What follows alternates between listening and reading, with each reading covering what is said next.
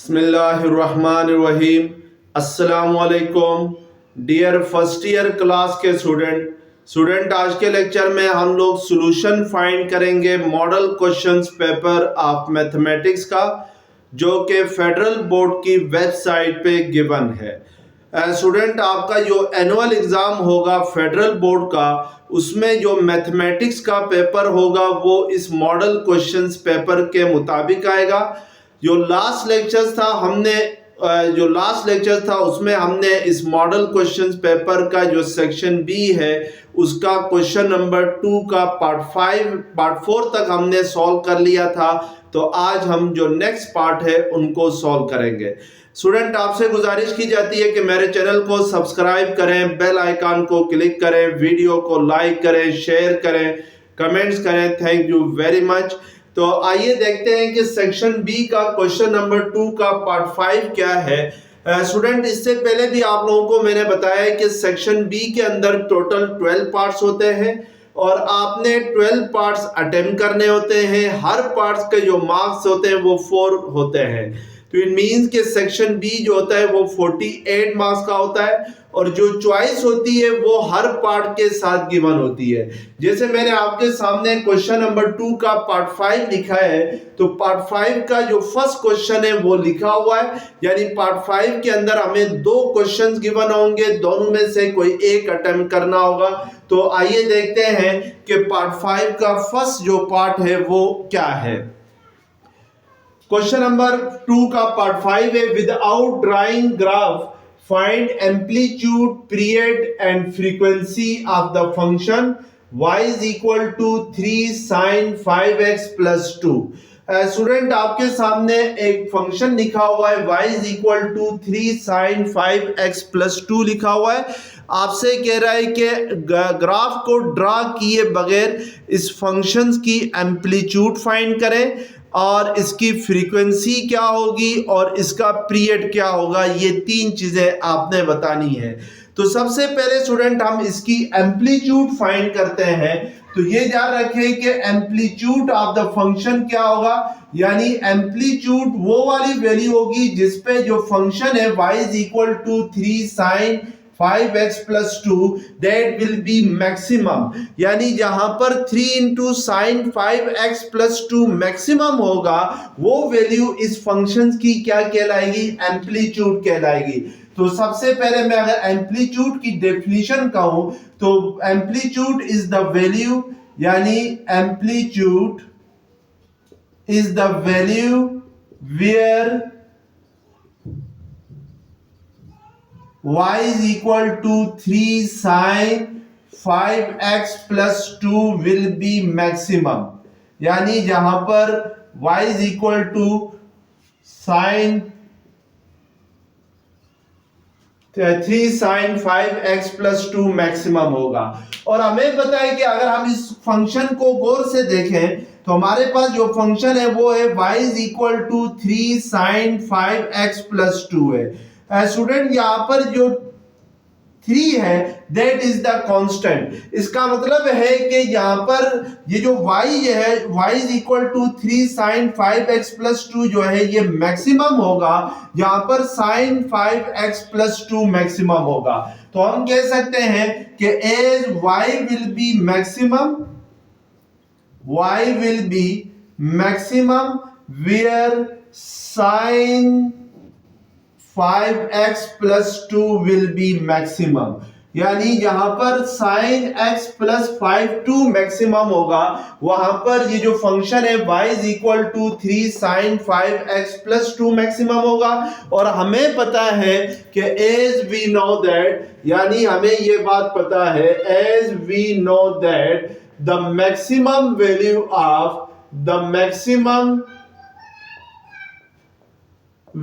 of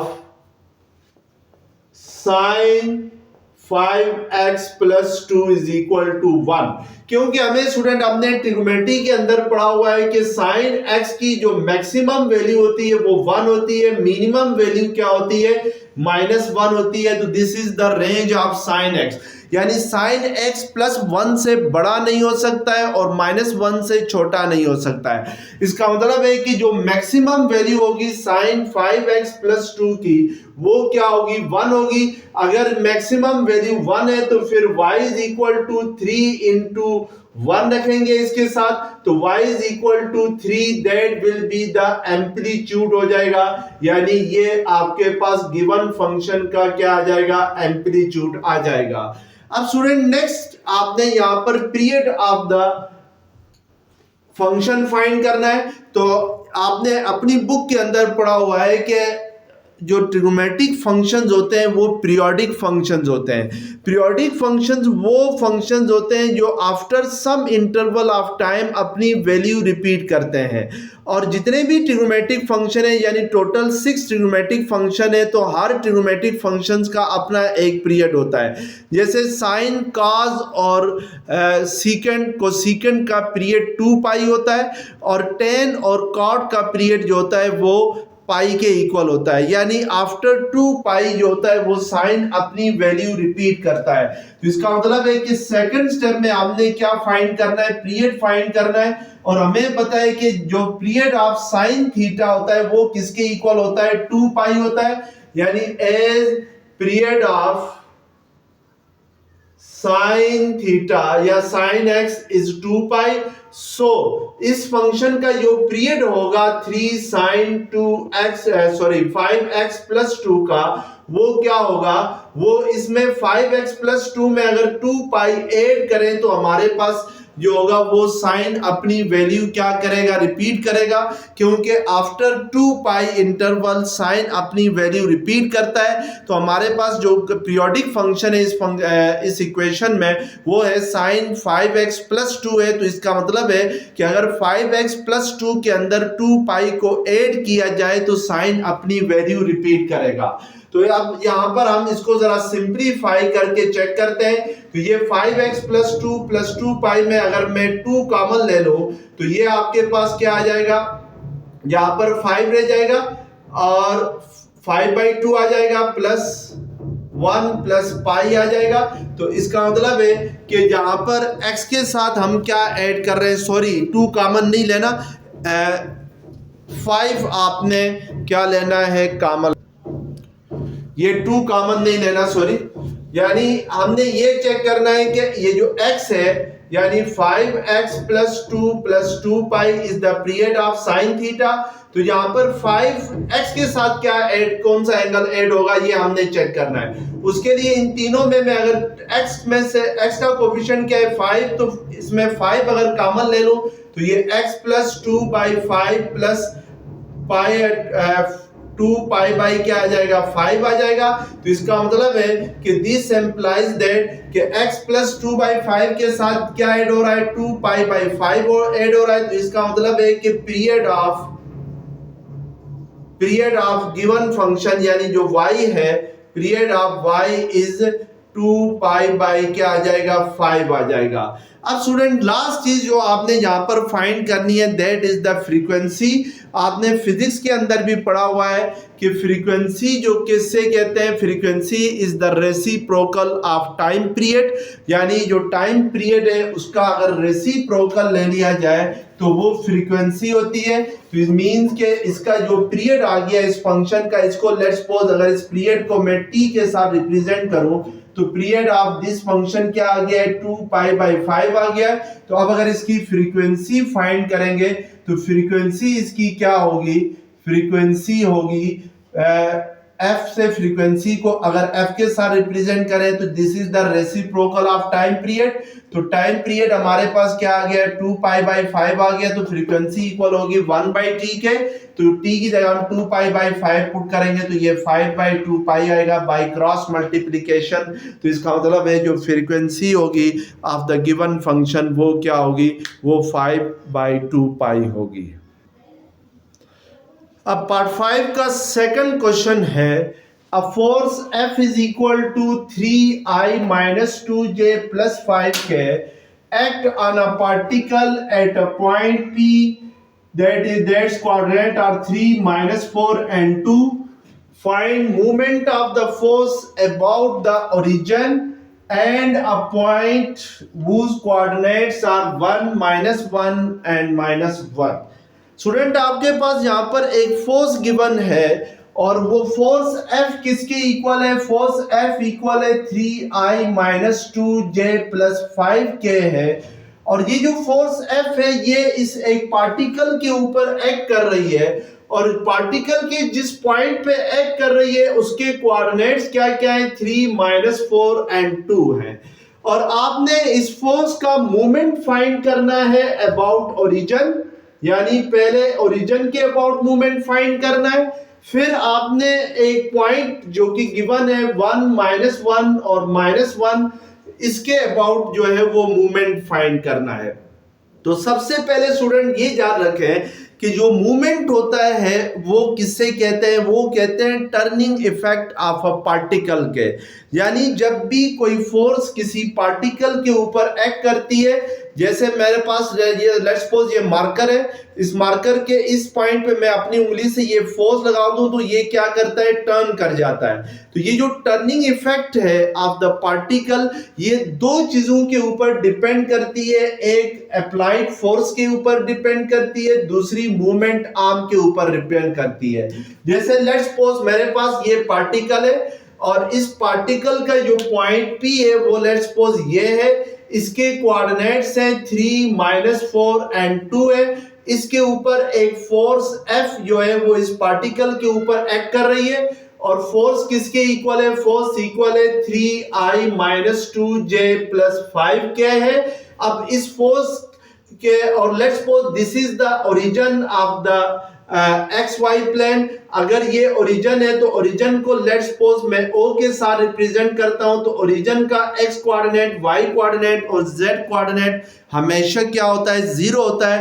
अब जैसे ये फोर्स इस पार्टिकल के इस पॉइंट के ऊपर एक्ट करेगी तो इससे ये जो पार्टिकल है ये क्या कर जाएगा? टर्न कर जाएगा। और जो टर्निंग इफेक्ट है उसको हम क्या कहते हैं? उसको हम टॉर्क कहते हैं या उसको हम क्या कहते हैं? मूवमेंट कहते हैं। तो जो मूवमेंट है वो इक्वल होता है applied force, cross product of applied force and movement arm के इक्वल होता है। यहां पर स्टूडेंट ये जो आर है that is the movement arm है। मूवमेंट आर्म क्या होता है? मूवमेंट आर्म वो डिस्टेंस होता है, यानी the distance of the point P where the force is applied to the pivot point. Pivot point वो पॉइंट होता है जिसके अबाउट जो बॉडी है वो रोटेट कर रही हो।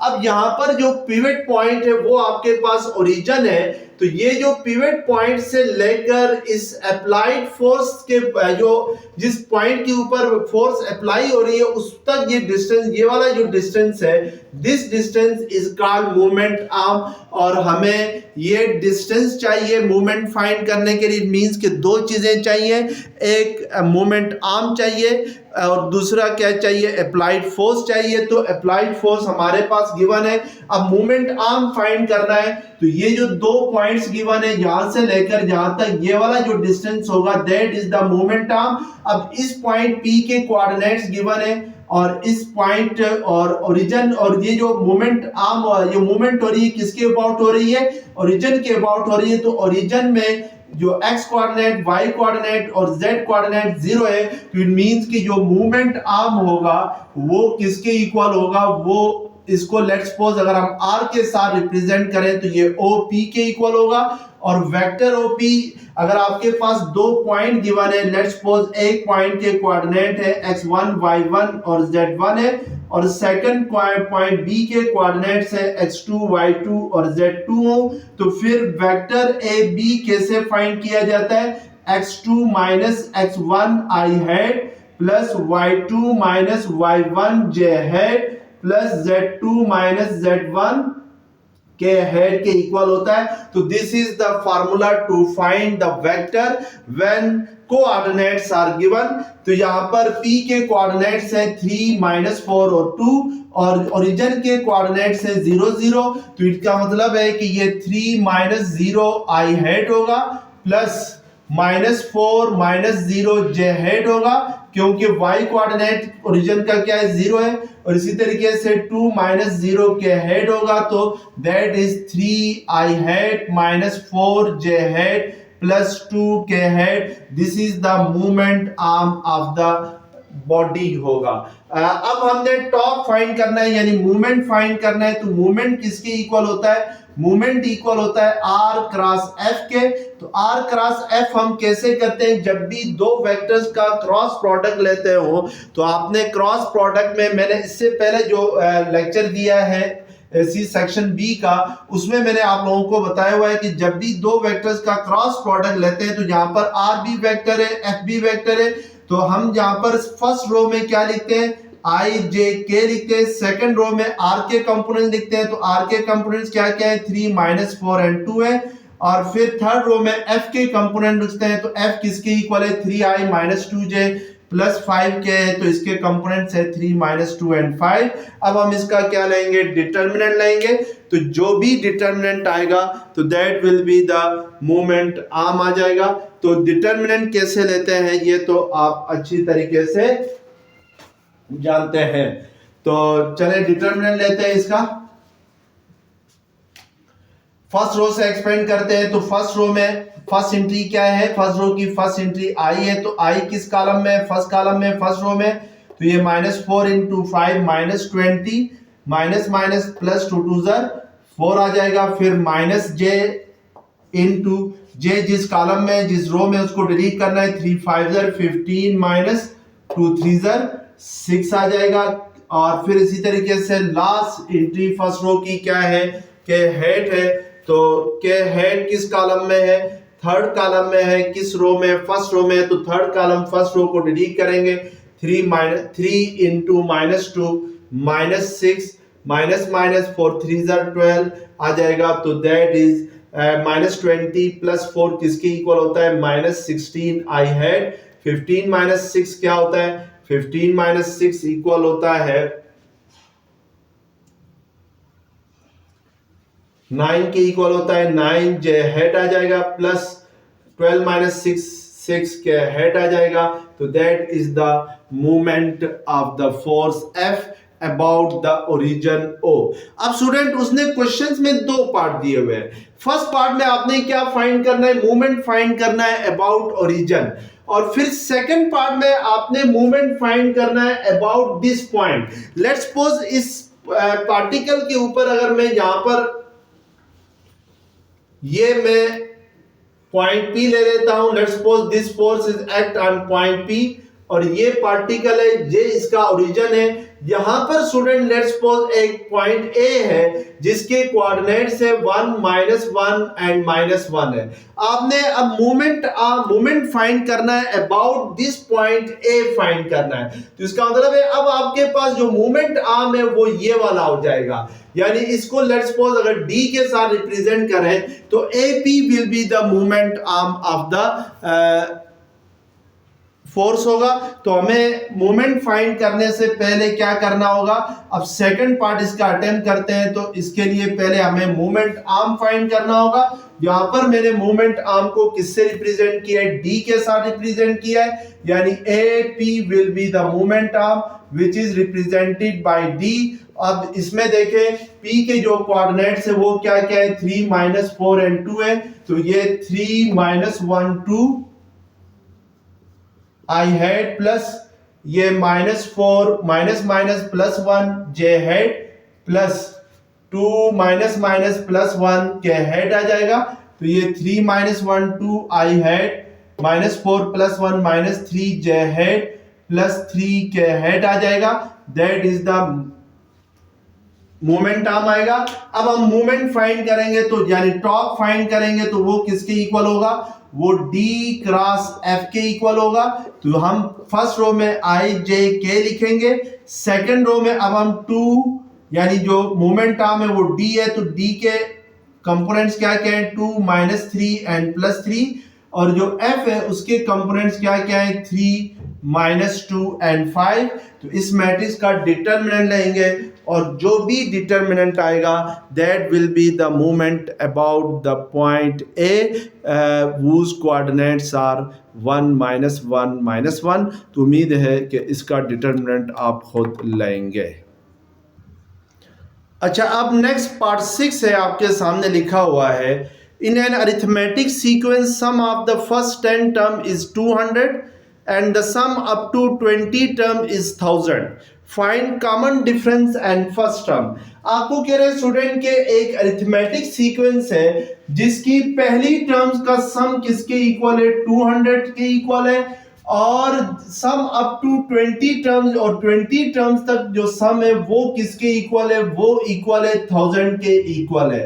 अब आपसे कह रहा है find the common difference and first term of the sequence. तो याद रखें स्टूडेंट, अरिथमेटिक सीक्वेंस कौन सी होती है जिसमें कंसेक्यूटिव टर्म में जो डिफरेंस होता है वो सेम होता है। और जो अरिथमेटिक सीक्वेंस का सम फाइंड करने का फार्मूला था, यानी जिसको हम Sn के साथ रिप्रेजेंट करते हैं, Sn मींस के sum of n term of a sequence, वो किसके इक्वल होता है, वो इक्वल होता है n/2 into 2a1 plus n-1 into d के इक्वल होता है। Where n is the number of terms, a1 is the first term of the sequence and d is the common difference होगा। अब स्टूडेंट यहाँ पर हमें दो चीजें उसने गिवन है क्वेश्चन में। पहली चीज जो गिवन है वो ये है कि सम ऑफ फर्स्ट 10 टर्म क्या है, 200 है। इसका मतलब है कि हमें S10 गिवन है दैट इज 200 के इक्वल है, यानी पहली 10 टर्म्स का सम किसके इक्वल है, 200 के इक्वल है। तो इट मींस के n क्या है, 10 है। और इसी तरीके से नेक्स्ट हमें जो गिवन है वो ये गिवन है कि sum up to 20 term is 1000, यानी मींस के S20 क्या है, 1000 के इक्वल है। इसका मतलब है कि सम ऑफ फर्स्ट 20 टर्म इज 1000। अब बाय डेफिनेशन देखें Sn किसके इक्वल होता है, n/2 into 2a1 plus n-1 into d। तो मैं अगर S10 के ऊपर n की जगह जहां पर Sn की जगह जहां पर क्या है S10 है, तो इसके ऊपर फार्मूला अप्लाई करूं तो ये 10/2 S10 किसके इक्वल होगा, 10/2 2a1 प्लस n-1 है तो 10-1 into d is equal to क्या आ जाएगा, 200 आएगा। अब ये जो होगा ये 2 5 10 होगा, यानी कैंसल आउट होता है। 5 सेकंड साइड पे जाके क्या होगा, डिवाइड होगा 200 से, तो 10-1 क्या होता है 9d, और 200 डिवाइडेड बाय 5 आएगा तो 5 4 20, तो ये 2a1 plus 9d is equal to क्या आ जाएगा, 40 के इक्वल आएगा। तो इसको हम इक्वेशन 1 कहेंगे। अब यही फार्मूला में अगर सेकंड S20 के ऊपर अप्लाई करूं तो इट मींस कि n यहां पर क्या है, 20 है, तो S20 क्या होगा, n/2 की जगह हम क्या लिखेंगे, 20/2 into 2a1 as it is आएगा। n की जगह क्या आएगा, 20-1 into d is equal to 1000 आ जाएगा। तो ये 2 10 20 होता है, और 10 सेकंड साइड पे जाके क्या होगा, डिवाइड होगा 1000 के साथ, तो ये किसके इक्वल आएगा, 100 के इक्वल आएगा। तो इसको हम इक्वेशन 2 का नाम देंगे। अब हम इक्वेशंस 2 और 1 को साइमल्टेनियसली सॉल्व करके a1 और d फाइंड कर सकते हैं। Where a1 is the first term of the sequence and d is the common difference. तो उसके लिए क्या करें आप, सब्ट्रैक्ट 1 फ्रॉम 2, यानी 1 को किससे सब्ट्रैक्ट करें, 2 के साथ सब्ट्रैक्ट करें। फ्रॉम 2 से 1 को सब्ट्रैक्ट करेंगे तो क्या आएगा, ये चेक कर लें। इक्वेशन 2 आपके पास क्या है, 2a1 plus 19d is equal to 100 है, और इक्वेशन 1 क्या है, 2a1 plus 9d is equal to 40 है। जब सब्ट्रैक्ट करेंगे तो साइन क्या होंगे, चेंज होंगे, तो ये 2a1 माइनस 2a1 के साथ कैंसल, 19 माइनस 9 करेंगे तो 10d आएगा, और 100 में से 40 करेंगे तो ये क्या आएगा आपके पास 60 आएगा। तो इसका मतलब है d will be equal to 6, यानी जो d है वो किसके इक्वल आ जाएगा, d मींस के जो कॉमन डिफरेंस है वो आपके पास किसके इक्वल आ गया, वो आपके पास 6 के इक्वल आ गया। अब फर्स्ट टर्म हम फाइंड करेंगे, तो फर्स्ट टर्म फाइंड करने के लिए इन दोनों इक्वेशन में किसी एक में d की वैल्यू पुट करेंगे। तो उसके लिए put d is equal to 6 in equation 1। Equation 1 में d की जगह 6 पुट करें तो 2a1 प्लस 9 इंटू डी है, तो d की जगह क्या आएगा, 6 आएगा, इज इक्वल टू 40। तो 2a1 किसके इक्वल आएगा, चलिए 54, तो 40 माइनस 54 होगा, तो 4 माइनस 0 4 आता है, 5 माइनस 4 1, तो माइनस 14। तो यहां से 2a1 क्या आ गया, माइनस 14 आ गया। तो a1 किसके इक्वल आएगा, a1 आएगा minus 14 by 2 which is minus 7 आएगा। तो जो first term of the sequence होगी दैट विल बी माइनस 7, और कॉमन डिफरेंस जो होगा वो इसका क्या होगा, वो होगा 6 के इक्वल होगा।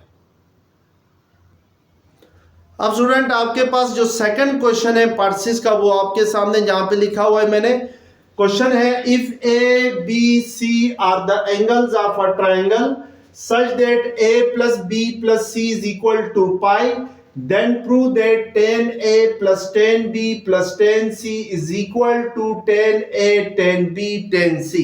इस क्वेश्चन में स्टूडेंट आपसे कह रहा है कि अगर ए बी सी जो है वो किसी ट्रायंगल्स के एंगल्स को शो कर रहे हो, और हमें पता है कि जब भी कोई भी ट्रायंगल्स हो उसके इनर एंगल का सम हमेशा पाई के इक्वल होता है, यानी यार डिग्री में कहोगे तो 180 डिग्री होता है। लेट्स सपोज अगर आपके पास ये एक ट्रायंगल है, ये एंगल ए है, ये बी है, ये सी है, तो फिर a प्लस बी प्लस सी क्या होगा, 180 होगा, या इसको पाई भी कहते हैं, डिग्री में 180 कहेंगे और रेडियन में ये किसके इक्वल होगा, पाई के इक्वल होगा।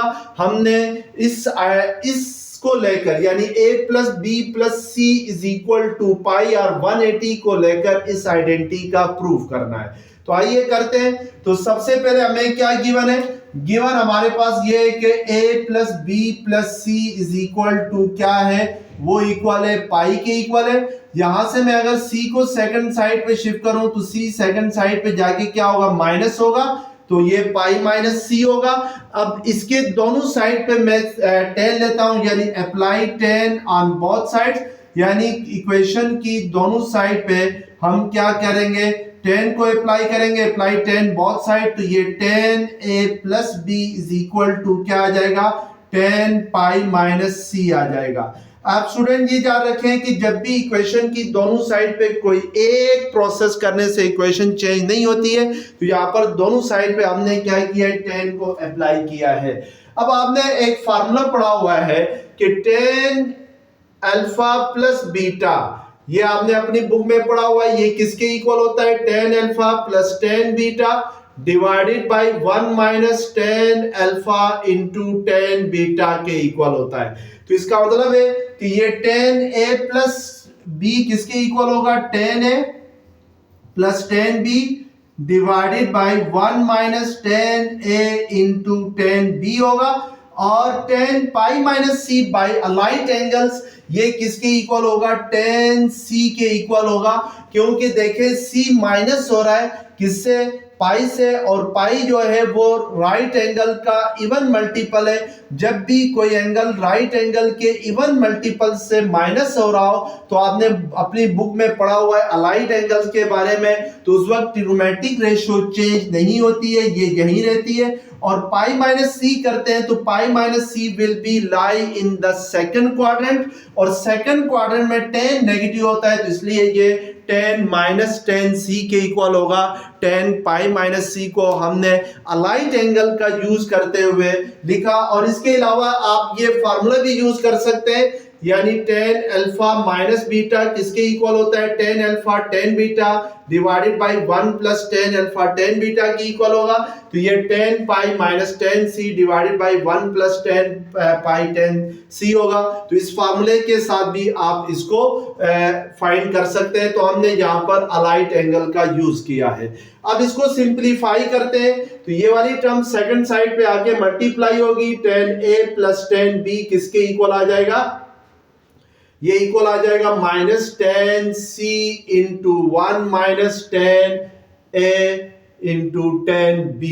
अब स्टूडेंट हम इसको मल्टीप्लाई करेंगे, ब्रैकेट हटाएंगे तो ये 10c 1 के साथ भी मल्टीप्लाई होगा, ये माइनस माइनस प्लस, तो ये 10a 10b के साथ भी 10c मल्टीप्लाई होगा।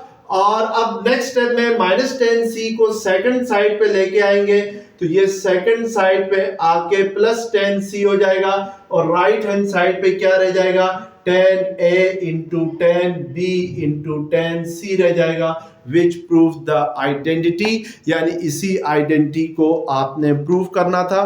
तो नेक्स्ट लेक्चर्स में हम इंशाल्लाह जो नेक्स्ट क्वेश्चंस है उनको अटेम्प्ट करेंगे। तब तक के लिए अल्लाह हाफिज।